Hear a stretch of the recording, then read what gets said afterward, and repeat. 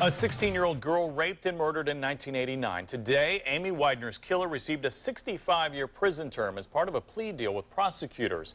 A cold case for 23 years comes to an end. Good evening, everyone. I'm Todd Connor. And I'm Jenna Coy. Rodney Dank admitted to the heinous crime. He was 17 at the time and a friend of the Wideners. It's an unlikely story of how one IMPD detective stepped in to put the missing pieces together. Our Drew Smith spoke with that detective today for all the new details. Drew. Todd, 2 years ago, a cold case detective needed some help because he didn't know anything about social media.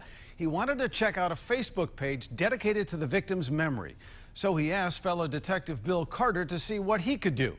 As it turns out, that's exactly what this case needed.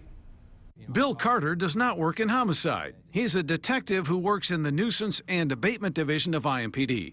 But shortly after he started helping out with the Amy Widener cold case, he became almost obsessed with it. You know, it was one of those things that I kind of carried home with me, and while I'm sitting on the couch watching TV, you know, it was a thing I kind of did on my own. Carter picked up the case in January of 2012. He pored over countless paper documents, transferring them to electronic files.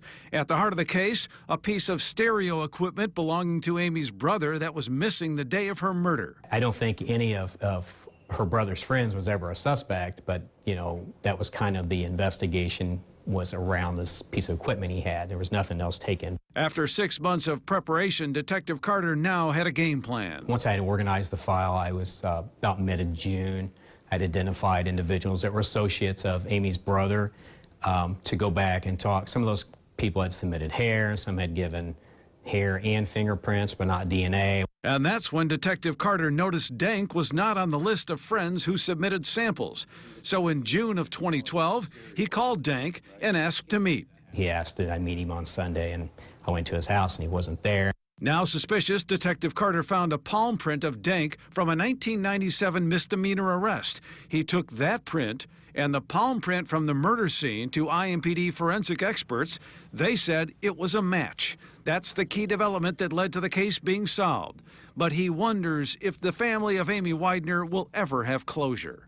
There's always that empty chair, and there's always that, you know, at the holidays and things like that.